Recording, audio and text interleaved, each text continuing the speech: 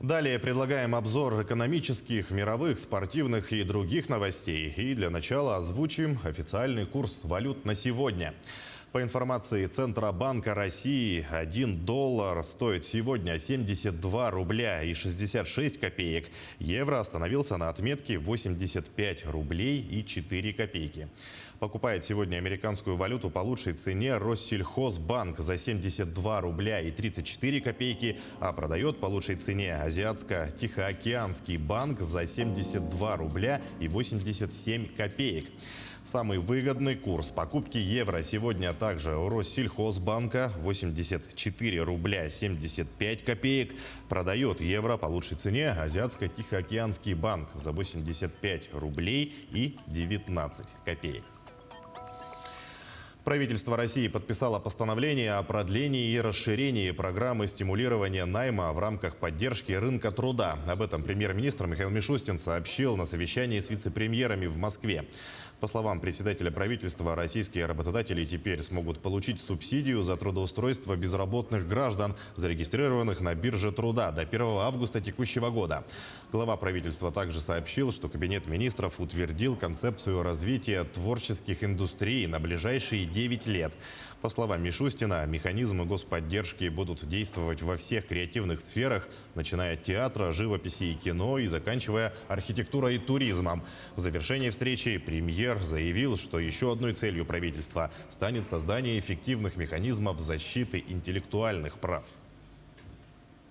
Подобная поддержка уже оказывается в рамках реализации национальных проектов и ряда государственных программ.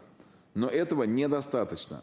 В мировой экономике сектор творческих индустрий составляет свыше 6,5% ВВП. И в некоторых странах его доля растет, несмотря даже на пандемию. Не случайно Организация Объединенных Наций объявила текущий год Международным годом креативной экономики в целях устойчивого развития. В России есть все возможности для эффективного продвижения в этой сфере, в том числе за счет высокого уровня образованности граждан, богатого исторического и культурного наследия. И наша задача – создать условия, которые помогут людям использовать такие ресурсы для увеличения доли креативного предпринимательства во всех секторах экономики.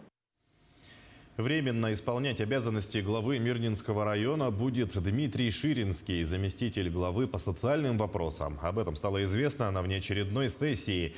Депутаты в составе 22 человек почти единогласно проголосовали за Дмитрия Ширинского. Напомним, 21 сентября глава Мирнинского района Ришат Юзмухаметов досрочно сложил свои полномочия и подал в отставку.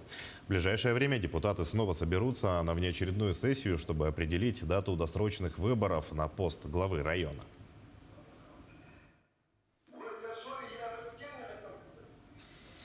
Порядка 1,5 миллиарда рублей предусмотрели в Рослесхозе на борьбу с лесными пожарами в республике на следующий год. Об этом сообщил глава региона Айсен Николаев во время прямой линии накануне.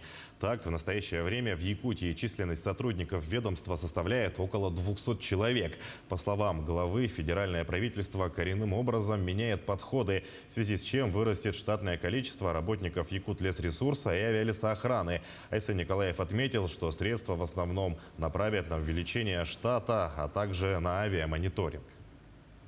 В первую очередь эти средства мы должны очень рационально и эффективно использовать на увеличение штатной численности тех людей, которые непосредственно будут заниматься тушением пожаров, предупреждением и тушением пожаров.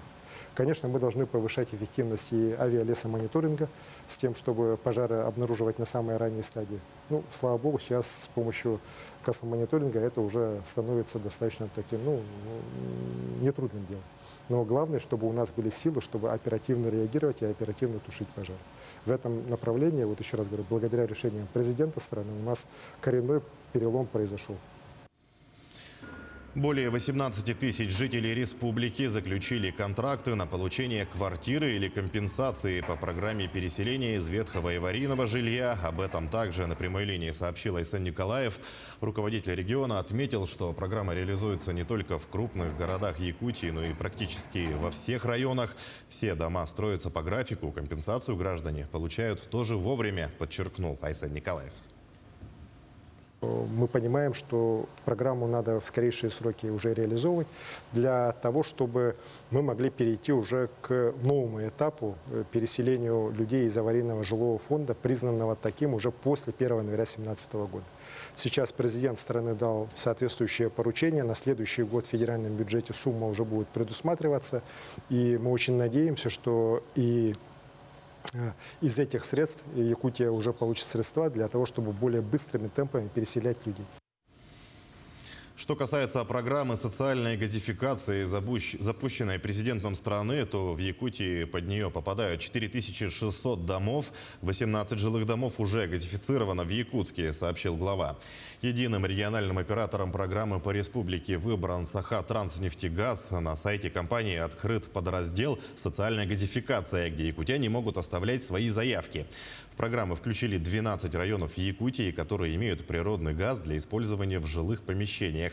Это около 4600 домов.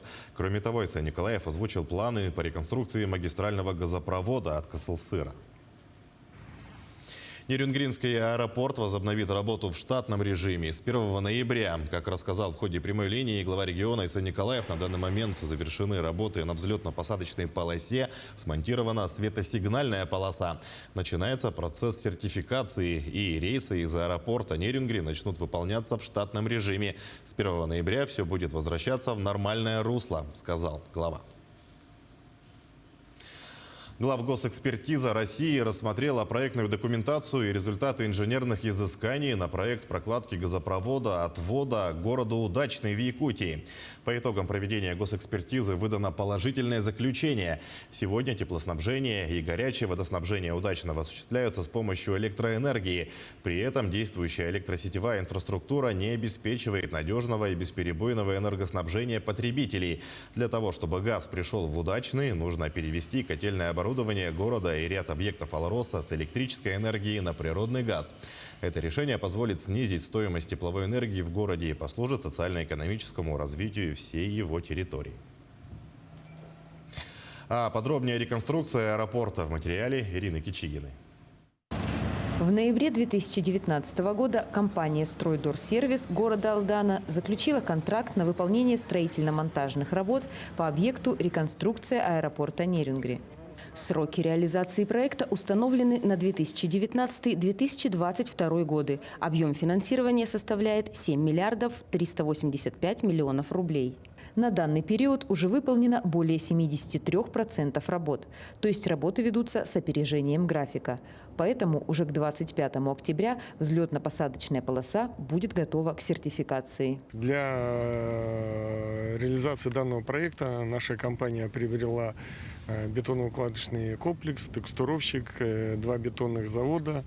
И это позволило выполнить за достаточно короткий период данный объем работ. За время работ сложился такой костяк коллектива, который способен решать и в дальнейшем такие же сложные задачи. Сейчас уже успешно завершено обустройство искусственной взлетно-посадочной полосы, уложено более 90 тысяч тонн бетонной смеси. Обустройство дренажной системы, построена патрульная дорога, по всему периметру установлено ограждение, возведены мачты освещения, заканчивается монтаж светосигнального оборудования. Поэтому 1 ноября первые пассажиры уже смогут оценить изменения. Мы начинаем эксплуатацию взлетно-посадочной полосы. Первый самолет, который произведет посадку, это установлена наша историческая авиакомпания «Якутия», рейс Москва, Внуково, аэропорт Нерюнгри. Ждем пассажиров, первых пассажиров в нашем аэропорте. На перевозку пассажиров заявились все те компании, которые летали ранее. Это авиакомпании «Якутия», «Сибирь» и «Ир-Аэро».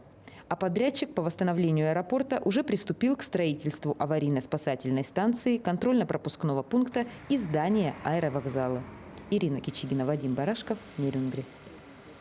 Продолжается озеленение Якутска, в частности, по инициативе «Синец-парк». Это благотворительный фонд развития региона. К примеру, участок по улице Петра Алексеева площадью около 1200 квадратных метров планируют засадить березами, соснами, елями, боярышником и яблоней. Продолжит Сарглан Неустроева. Мой Жизнь в Якутске на долгие месяцы застывает. Густой туман и низкие температуры не позволяют в полной мере насладиться сезоном.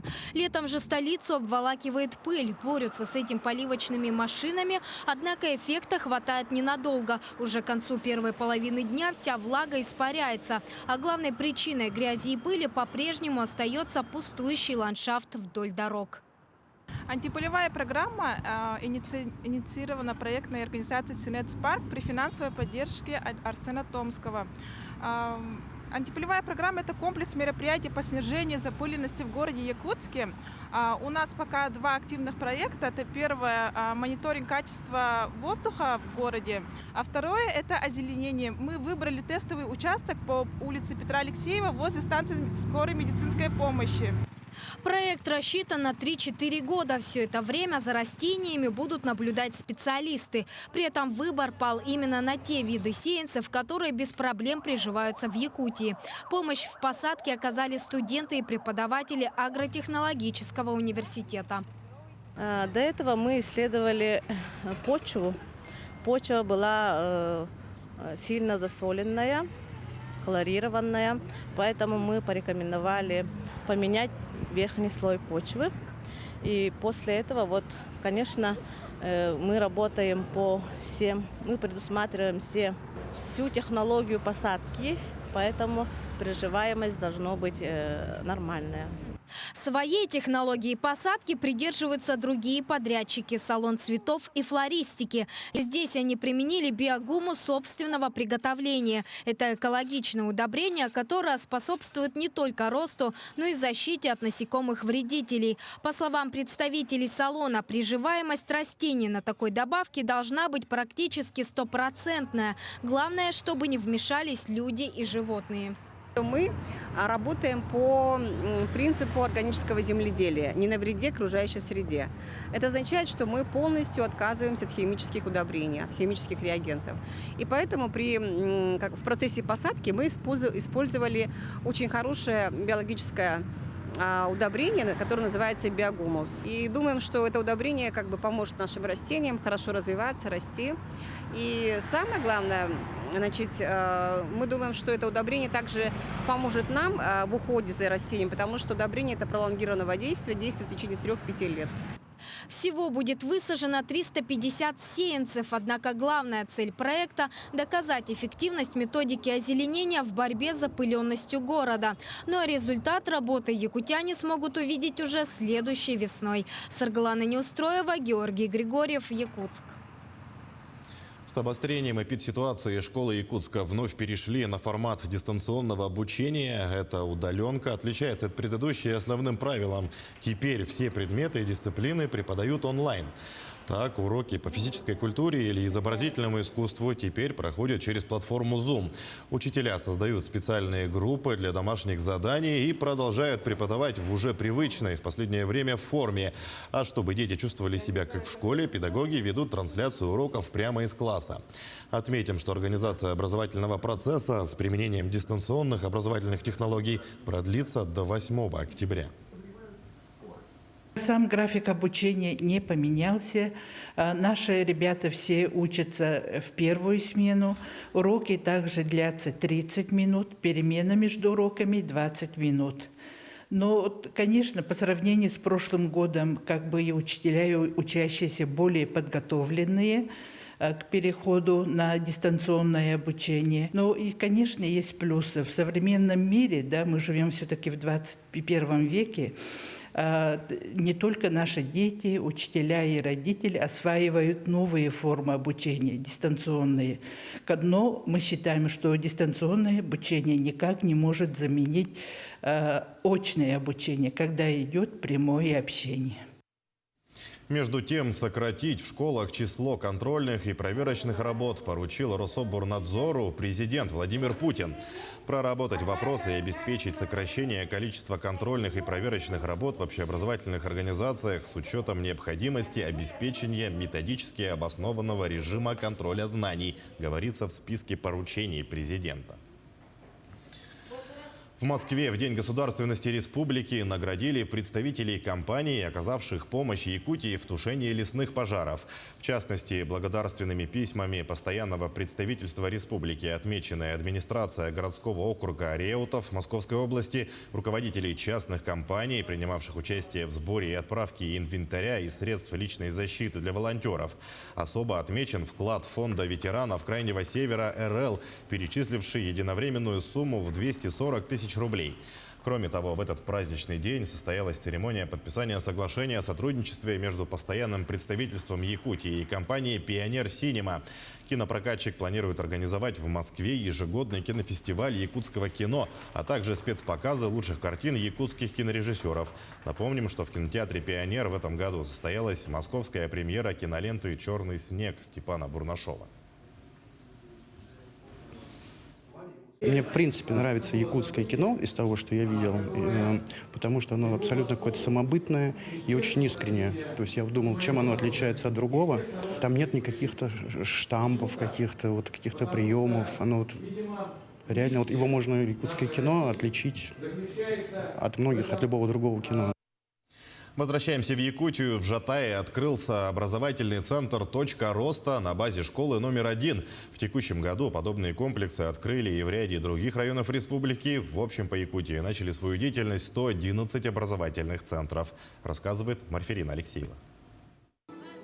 3D-принтеры, комплекс виртуальной и дополненной реальности, тренажеры для оказания неотложной медицинской помощи. Современное оборудование теперь стало доступно ученикам якутских школ. Биология, химия, физика, робототехника – все естественно-научные предметы, а также IT-сфера будут изучаться более углубленно. За 2 прошедших года в Якутии были созданы 96 точек роста. В следующем году 110 запустим. В целом до 2024 года такими проектами будут охвачены все наши сельские школы и школы, расположенные в малых городах нашей республики. Повышенный интерес ребят заметен уже сейчас. Ученики по своей инициативе записываются на дополнительные уроки и с интересом изучают предметы с помощью наглядных пособий и современных лабораторий. Они будут по-другому оценивать именно биологию в школе сейчас. Вот сейчас у нас за кадром происходит интересный момент. Расскажите, пожалуйста, что это за прибор, что он, какие возможности открывает? Вот эта лабораторная работа, она основана на измерении электроэнцефалограммы головного мозга человека. Допустим, ученик возьмет в данном случае вот такое устройство, подается сигнал с головного мозга, получается, импульсы как раз-таки в нашу программу, где мы будем производить считывание. Вам удалось, ребята, сейчас считать что-нибудь? Да, удалось. С первого раза получается. То есть мы в течение года будем пользоваться этой лабораторией, и каждому, что интересно, допустим, кто-то возьмет электроэнцефалограмму, кто-то возьмет дыхание, да, мы будем уже ставить научные работы.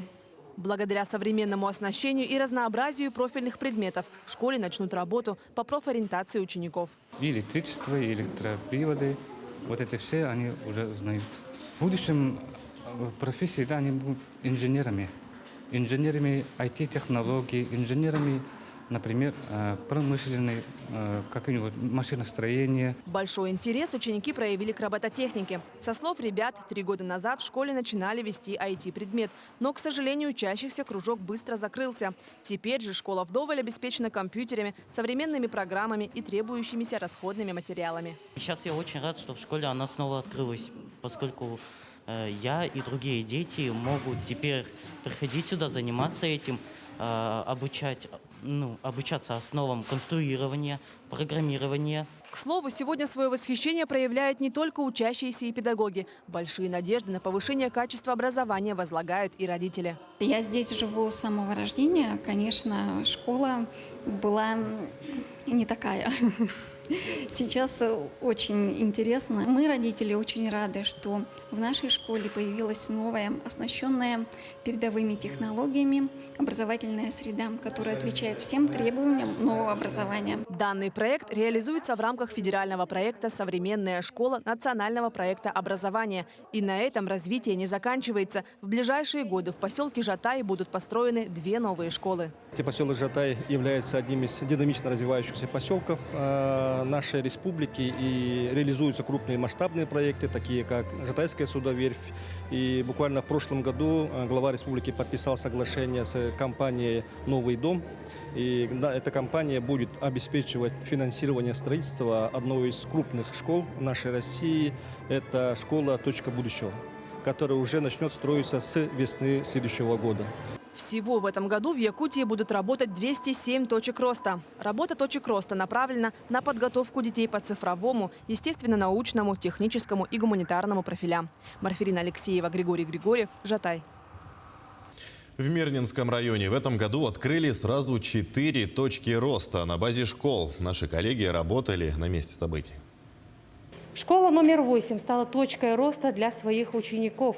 Во время открытия центра организаторы подчеркнули, что теперь у ребят есть возможность осваивать сложные предметы с использованием высокотехнологичного цифрового оборудования. Центр состоит из 3 кабинетов. Все они были отремонтированы в летнее время. Буквально на днях завезут все оборудование, и кабинеты начнут свою работу. В этом году точки роста обрели новый формат. Если раньше это были центры цифрового и гуманитарного профиля для занятий по информатике, технологии и ОБЖ, то теперь с помощью современного оборудования школьники смогут изучать физику, химию и биологию более углубленно. Главным отличием центров этого года будут цифровые лаборатории. Также юным исследователям будут предоставлены препараты, реактивы для практических и лабораторных работ, конструкторы для практики блочного программирования, образовательные наборы по механике, робототехнике. Рядом со мной исполняющая обязанности начальника управления образования Зоя Данилова. Зоя Алексеевна, скажите, пожалуйста, какие занятия будут дополнительно проводиться во внеурочное время?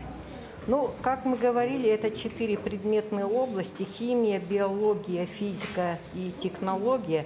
Но здесь, знаете, первоначальная цель открытия точек роста – это, например, сельские школы и малые города, да, для того, чтобы можно привлечь и не только, например, да, школьников, и привлечь родителей и население.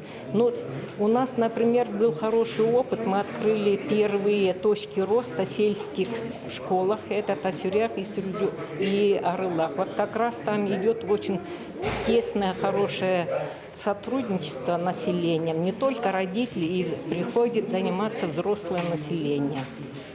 Спасибо большое. Ну а я напомню, что такие же школы в Мирном появились, значит, в 8-й школе, также в Светлом и Удачном. Напомню, все это в рамках нацпроекта образования. Ребята смогут совершенствовать свои знания по нескольким предметам. Отметим, что в Мирнинском районе, как уже было сказано, да, работают 4 центра образования цифрового и гуманитарного профилей. В 2014 году открылись 2 первых центра на базе сельских школ Арылаха и Тасюряха.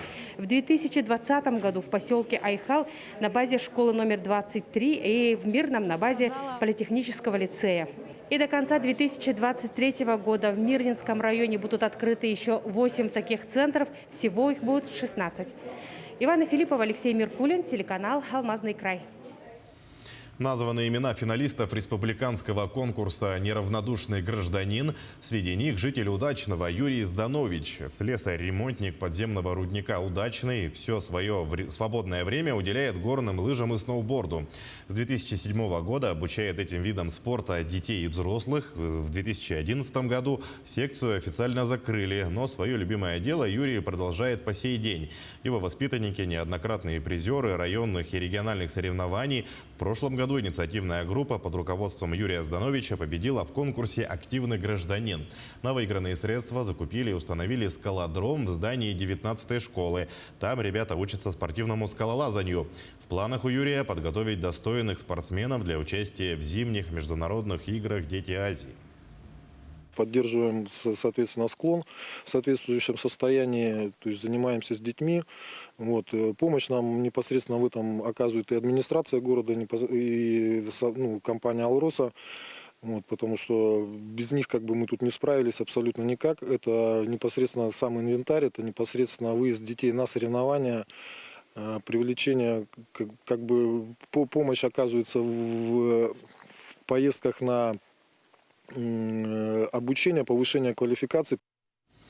За неделю 5 нерюнгринцев стали жертвами мошенников. История о том, как люди становятся жертвами мошенников у полицейских Нерюнгри, накопилось более сотни. И буквально каждая начинается со слов «никогда бы не подумал, что это произойдет со мной».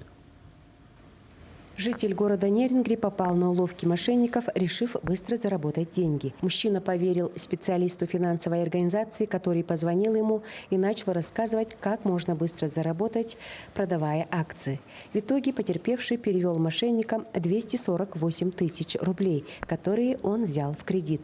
Теперь ему предстоит выплатить эту сумму банку. Еще другая потерпевшая рассказала сотрудникам полиции, что ее дочь разместила в социальных сетях и на Авито объявление о продаже домашних крыс. Когда с ней связался потенциальный покупатель, то он сразу перешел к вопросу оплаты. Мы сообщили номер карты, потом нас попросили продиктовать номер СМС-сообщения, код, который должен был прийти мне на телефон. Мы его взяли, продиктовали. И тут же произошло списание с моей карты в размере 43 тысяч. За сутки 3 жителей города Нерюнгри обратились в полицию с заявлением о мошенничестве. Так, 63-летняя местная жительница, следуя инструкциям лжеспециалиста банка, перевела на счета мошенников 1 231 000 рублей. Вторым потерпевшим стал 68-летний житель города Нерюнгри, который решил заработать с помощью инвестиций. Для начала ему необходимо было открыть счет, а после пополнить его баланс на сумму 20 000 рублей.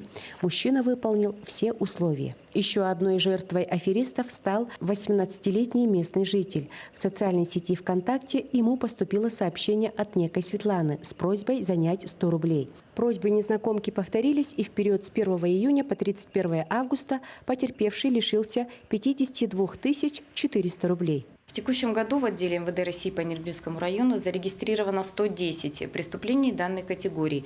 Общий ущерб составил около 15 миллионов рублей. В очередной раз напоминаем нашим гражданам, что необходимо быть бдительными при общении с незнакомцами по телефону, в особенности, если вам звонят и представляются сотрудниками банков. Надо помнить, что необходимо проверять услышанную информацию, звонить на горячую линию банка и также быть очень аккуратными в сети интернет при покупках различных товаров на интернет-сайтах и так далее. Два фактора, которые влияют на шансы стать жертвой мошенничества – импульсивность и толерантность к риску. Как показал анализ поведения интернет-пользователей, сниженный самоконтроль, склонность к рискованным инвестициям и активность в интернете, онлайн-шопинг, открывание электронных писем от неизвестных отправителей ассоциируются с более высоким риском стать жертвой мошенников. Тамара Игнатьева, Вадим Барашков, Нерюнгри. В Якутске в эти минуты проходит презентация второй книги Улжан Даулетбековой «Дневник мигранта». Так, в прошлом году вышла первая часть издания, где девушка рассказала о трудностях, с которыми приходится сталкиваться женщинам-мигрантам в Якутии. Вторая книга расскажет уже о детях мигрантов. Подробнее об этом наш корреспондент Сарглана Неустроева. Она на прямой связи с нами. Сарглана, приветствую. Ждем подробностей. Приветствую, Сергей. Презентация книги начнется с минуты на минуту. Ну и надо сказать, да, что прошлая книга, первая часть, вышла еще в прошлом году. Над ней Улжан работала 1,5 года и рассказала в ней о трудной жизни молодых девушек, которые мигрируют из Кыргызстана в Россию сюда в поисках заработка. Ну и, скажем так, в погоне за деньгами, но все это достается им очень сильным, тяжелым трудом. В этом же году выйдет сегодня вторая часть, будет презентована вот такая вот книжка, совсем небольшой формат, ну, действительно очень похожа на такой небольшой дневничок. И в этой книге Улжан расскажет уже о межнациональных отношениях. Тираж, в отличие от первой части, стартовый, в 2 раза меньше. В прошлом году это было 1000 книг, в этом году составит 500 экземпляров. Однако в дальнейшем все это, конечно, будет пополняться по мере необходимости.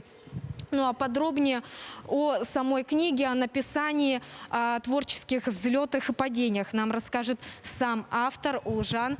Улжан, здравствуйте. Здравствуйте. Расскажите, пожалуйста, поподробнее, немножко такую аннотацию, о чем же вторая часть? Вторая часть у меня...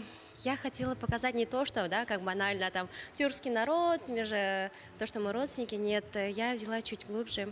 По истории, если взять, когда племена враждовали друг с другом, они женили своих детей, чтобы они не враждовали.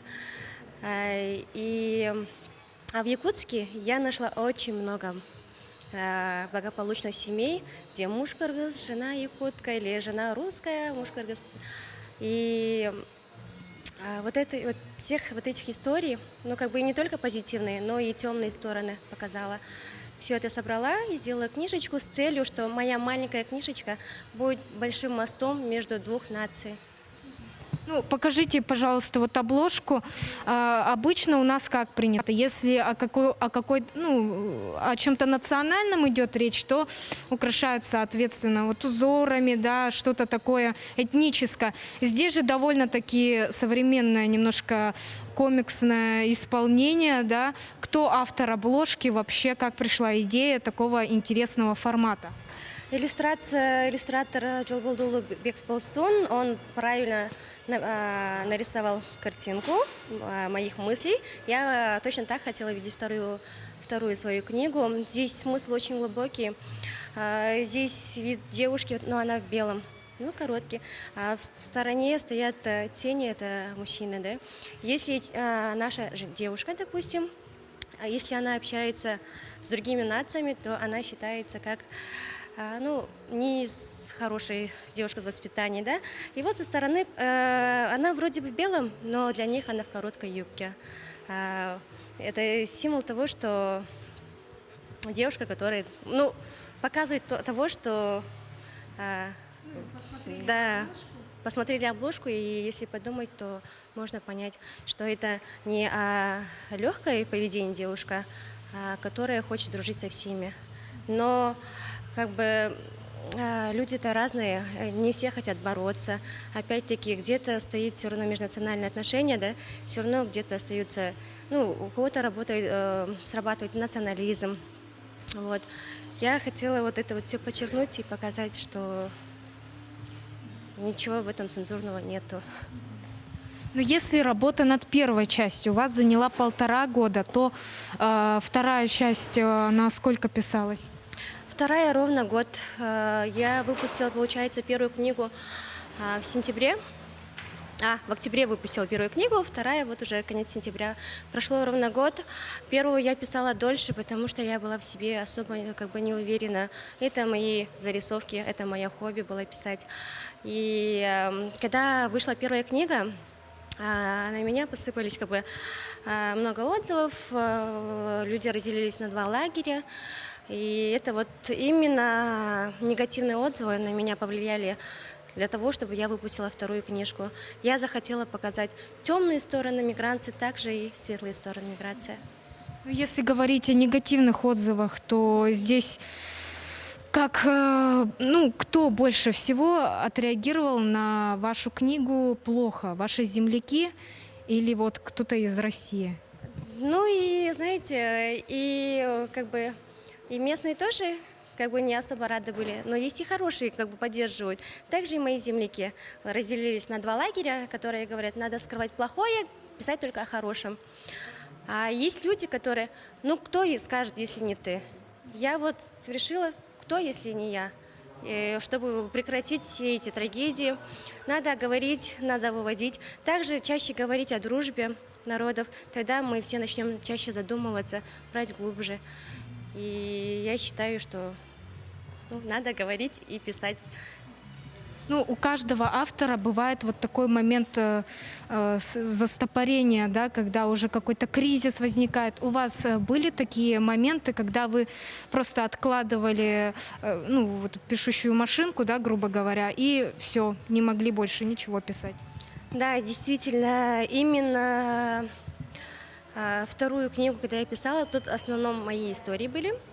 Они все истории, то, что я пишу в книге, они все живые. То есть здесь истории всех мигрантов, которые живут здесь. И в том числе я сперва начала писать о себе. Когда начала писать, я ухожу в прошлое. И, честно, для меня это очень тяжело давалось. Были и радостные моменты, но огорчение, реальность суровой жизни, она как бы нелегко давалась. Я даже бывало такое, что я вот написала, закрою и спрячу. Ну, здесь, в России, вы начинали как мигрант, да, без каких-либо прав особых, с тяжелой очень судьбой, очень вам несладко приходилось. Сейчас же вы автор 2 книг, встречаете здесь гостей в Доме культуры имени Кулаковского. Что чувствуете по этому поводу? Мне сейчас очень волнительно. Я этот день вообще... Я планировала еще год назад выпустить свою первую книгу, когда выпустила свою первую книгу, провести презентацию, но суждено, оказывается, именно сегодня презентовать уже 2 книг. Я до сих пор мигрант, и я не скрываю или не стесняюсь. Действительно, а кому легко-то? Да и, наверное, самим жителям тоже сложно. Вот я сейчас сегодня провожу презентацию, завтра выхожу на работу. То есть желание и действовать только. Вот. Спасибо, Улжан. Ну, я так понимаю, книга поступит уже сегодня в продажу, да? Уже сегодня ее можно найти на прилавках якутских книжных маркетов. Бегом, приобретайте. Книжка достаточно небольшая. Буквально, наверное, час-полчаса своего свободного времени можно потратить на изучение вот такого необычного, немного этнографического и библиографичного труда. А к этому часу у меня все. Сергей. Спасибо. Я напомню, Сарглана Неустроева пообщалась с автором новой книги о непростой жизни мигранта в России. Знаменитый актер Николай Костер-Вальдау, сыгравший Джейми Ланнистера в сериале «Игра престолов», и голливудский режиссер Балтазар Кармакур поддержали новый проект якутского режиссера Эдуарда Новикова. Об этом в своем инстаграм-аккаунте сообщила кинокомпания «Сахафильм». Команда создателей якутской картины с рабочим названием «На краю света» получит грант от Фонда на развитие и разработку кинопроекта. Проект «На краю света» будет снят по мотивам одноименной повести классика русской литературы Николая Лескова. Авторами и постановщиками выступают обладатели гран-при Московского международного кинофестиваля режиссер Эдуард Новиков, сценарист Семен Ермолаев и оператор Семен Аманатов.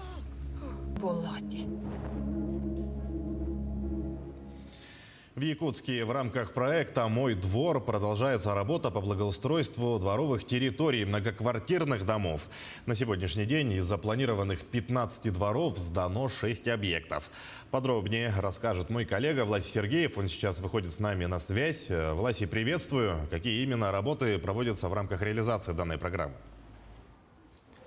Сергей, здравствуй. В рамках программы «Мой двор» при поддержке главы республики Айсена Николаева на дворовых территориях домов столицы проводится работа по укладке нового асфальтового покрытия и тротуара, а также возведению новых современных детских площадок. Сейчас я нахожусь во дворе многоквартирного дома в микрорайоне Птицефабрика. Как мы можем видеть, здесь на этом объекте все вышеперечисленные работы уже завершены. Дети отдыхают, играя на современной детской площадке с мягким искусственным покрытием. Ну а я могу сказать, что на сегодняшний день помимо этого объекта работа по благоустройству завершена в 6 дворовых территориях, которые располагаются в разных районах столицы нашей республики. В других 9 участках работы продолжаются. Там работы завершены на 90%. Известно, что на этих объектах осталось провести монтаж малых архитектурных форм. Всего же в рамках проекта в этом году на территории Якутска будет благоустроено 15 дворов. Ну а подробнее о программе и ходе ее реализации нам расскажет прораб генерального подрядчика именно этого объекта Евгений Илларионов. Так, Евгений, добрый день. И мы знаем то, что ваша подрядная организация ведет работу именно по 8 объектам. И расскажите, как вообще у нас идет монтаж и строительство детских площадок и вообще по какому плану мы работаем? Добрый день. Меня зовут Евгений. Являюсь представителем компании ООО «Основа». Благоустройством занимаемся мы 2016 года. В течение 4-5 лет мы в городе Якутске обустроили немало дворовых территорий, скверов, площадок. Так, в этом году нами заключен контракт с МКУ «Главстрой» на благоустройство 8 дворовых территорий, включая птицефабрика 10. На сегодняшний день завершены работы по 6 дворам. Остаются еще 2 двора по адресу Чернышевского и 50 лет Советской Армии. Там у нас осталась укладка искусственной травы и уборка территории, озеленение. Так, на сегодняшний день завершены работы по укладке асфальтирования, тротуарной плитки, искусственному газону и ограждению. Малые архитектурные формы поставщик и подрядчик являются Синет, то есть Индравер. Вот как-то так.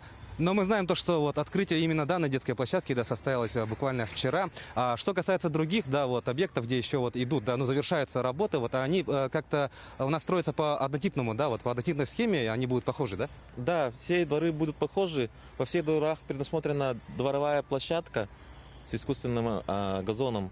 Получается, программа у нас ведется по «Мой двор», формирование городской среды. Как-то так. Ну и напоследок такой вопрос. Принимали ли участие жители, может быть, представители управляющих компаний в организации строительства этих детских площадок? Конечно, непосредственное участие принимали управы городского округа, управляющие компании по каждому дворовым территориям. Они прилагали свою помощь. Каким именно образом они помогали? Так, помогали своими советами, улучшениями, уборкой территории, уборкой вообще, вывозом мусора. И делали свои замечания, корректировки. Все это мы слушали и принимали свои решения. В общем, как говорится, всем миром, ради одной цели. Ну что ж, мы желаем вам удачи в дальнейшей работе по оставшимся объектам. Ну а перед тем, как попрощаться, друзья, я хотел бы отметить, что оставшиеся объекты, планируется сдать еще в следующем месяце. Все работы идут согласно ранее установленному графику. У меня на этом все. Сергей, я передаю слово тебе. Власти, спасибо. Но мы идем далее и переходим к мировым новостям.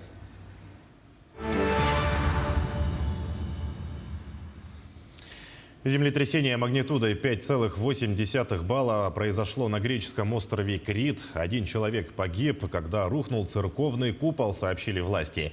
Подземные толчки заставили людей выбежать на улицы. Некоторым зданиям нанесен серьезный ущерб, рассказывает Анастасия Дмитриева. Сильное землетрясение магнитудой 5,8 в понедельник сотрясло крупнейший остров Греции – Крит. Мужчина погиб, когда купол небольшой церкви в городе Аркалахоре, примерно в 30 километрах к югу от Ираклиона, обрушился во время ремонтных работ, сообщил начальник службы спасения.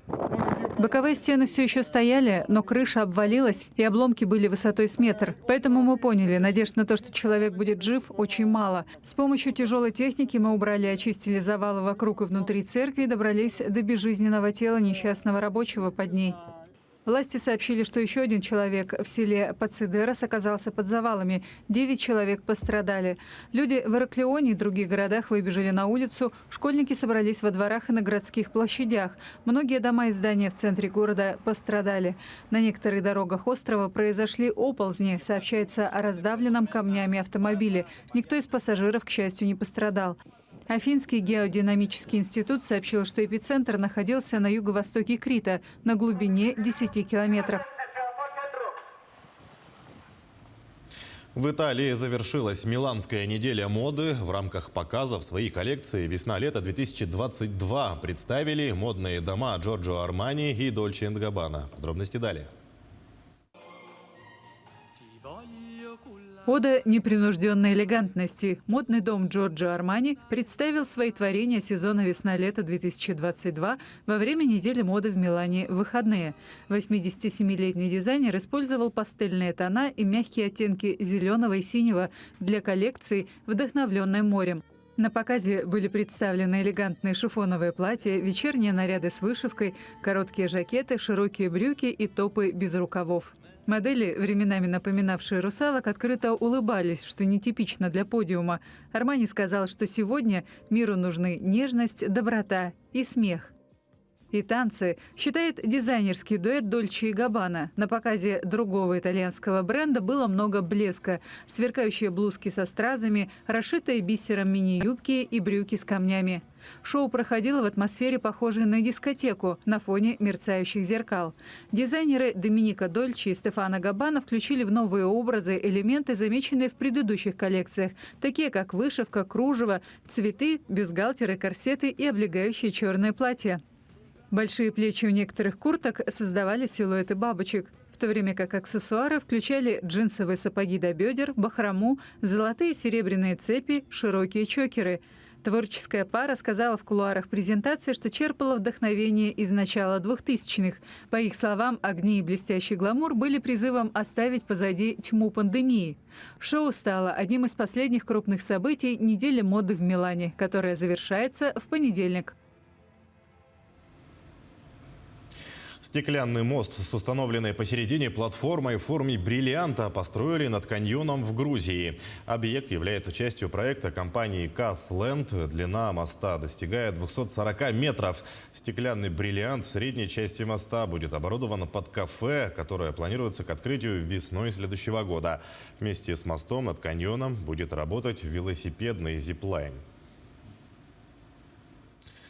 В китайской провинции Гуйчжоу созрели и засияли золотом рисовые террасы. Традиционно рисовые террасы представляют собой длинные заполненные водой лунки, в которые впоследствии высаживают заранее пророщенные зерна злака. Ежегодно с наступлением осени местные фермеры собирают урожай вручную. На протяжении веков сохраняются традиционные методы обработки почвы.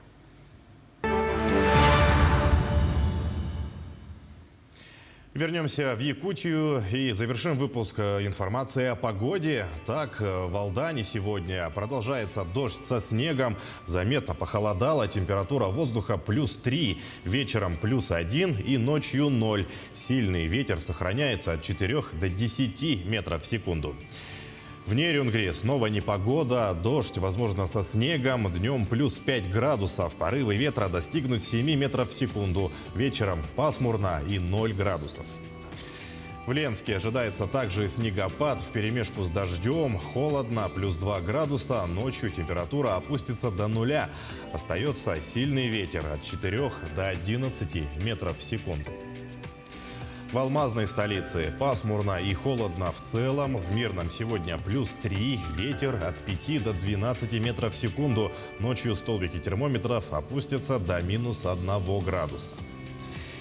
И в столице республики сегодня солнечно, +11 градусов, однако ночью похолодает до -2. Суточный перепад температур таким образом составит 13 градусов. Ветер с порывами от 5 до 11 метров в секунду, давление 745 миллиметров ртутного столба. На этом пока вся информация. Спасибо, что ближайший час провели вместе с нами. Всего доброго и увидимся на телеканале Якутия-24.